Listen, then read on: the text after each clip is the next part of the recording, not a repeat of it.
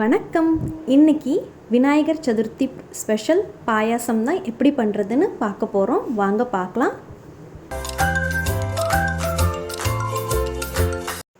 நம்ம இப்போ பாயாசத்துக்கு பாசிப்பருப்பு நான் 1/4 கப்பு எடுத்திருக்கேன். நம்ம இந்த 1/4 கப்பு பாசிப்பருப்பை நம்ம குக்கரில் வேக வைக்க வேணாம்.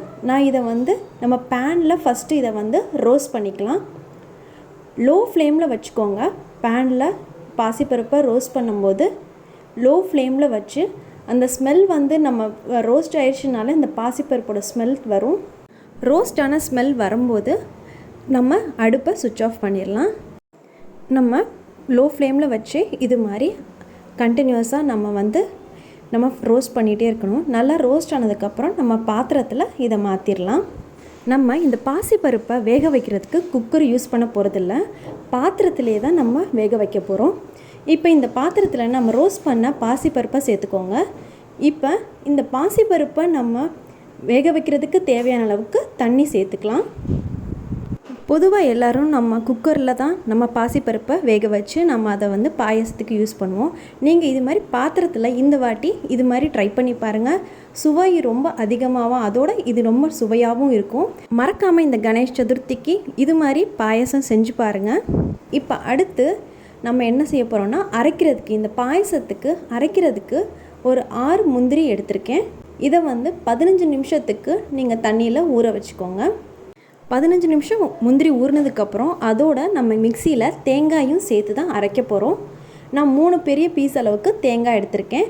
1/4 கப்பு பாசிப்பருப்புக்கு தேவையான அளவுக்கு நான் சொல்லிகிட்ருக்கேன்.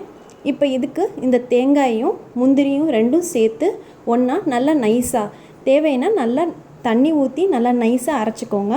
இப்போ பாருங்கள், தண்ணி ஊற்றி நல்லா நைஸாக அரைச்சி வச்சுருக்கேன். நம்ம இந்த பாசிப்பருப்பு பாயசத்தில் இது மாதிரி அரைச்சி சேர்த்து நம்ம செஞ்சு பாருங்கள், ரொம்ப சுவையாக இருக்கும். இப்போ நம்ம இந்த பாயசத்துக்கு நம்ம தேவையான அளவு வெல்லம் எடுத்துக்கலாம். நான் 1/4 கப் அளவுக்கு வெல்லம் எடுத்திருக்கேன். அதாவது பாசிப்பருப்பு எந்த அளவுக்கு எடுத்தேனோ அதே அளவுக்கு தான் வெல்லம் எடுத்திருக்கேன்.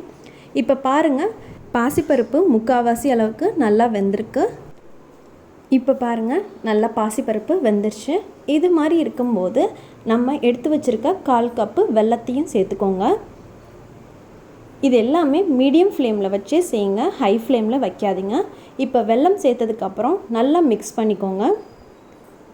வெல்லம் எங்கேயாவது கட்டியாக இருந்தால் கூட அது நல்லா கரைஞ்சதுக்கப்புறம் பால் அடுத்து சேர்த்துக்கணும். 1/4 கப்பு பாசிப்பருப்புக்கு 3/4 கப் அளவுக்கு பால் சேர்த்துக்கணும். அதாவது கொதிக்க வச்ச பால் 3/4 கப்பு இப்போ இதில் சேர்த்துருக்கேன். மீடியம் ஃப்ளேம்லேயே வச்சுக்கோங்க.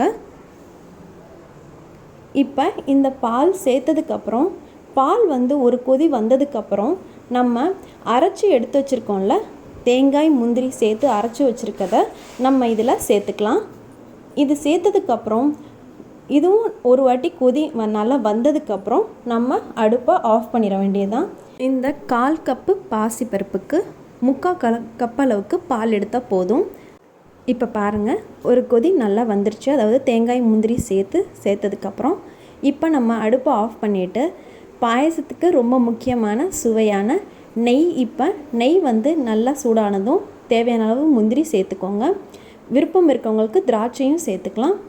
இப்போ நம்ம இது முந்திரி நல்லா பொன்னிறமாக வந்ததுக்கப்புறம் இப்போ இந்த பாயசத்தில் சேர்த்துட்டோம். ரொம்ப சுவையான சுலபமான பாசிப்பருப்பு பாயாசம் ரெடி பண்ணிட்டோம். இது மாதிரி நீங்களும் ட்ரை பண்ணி பாருங்கள். பிடிச்சிருந்தா லைக் பண்ணுங்கள், ஃப்ரெண்ட்ஸ்க்கு ஷேர் பண்ணுங்கள். நம்ம சேனலில் இருக்க நிறைய பிரசாதம் ரெசிபீஸையும் ட்ரை பண்ணி பாருங்கள். பிடிச்சிருந்தா லைக் பண்ணுங்கள், ஃப்ரெண்ட்ஸ்க்கு ஷேர் பண்ணுங்கள். நம்ம சேனலை இது முடிய சப்ஸ்கிரைப் பண்ணாதவங்களாக இருந்தால் மறக்காமல் சப்ஸ்கிரைப் பண்ணுங்கள். வீடியோ பார்த்ததுக்கு ரொம்ப நன்றி.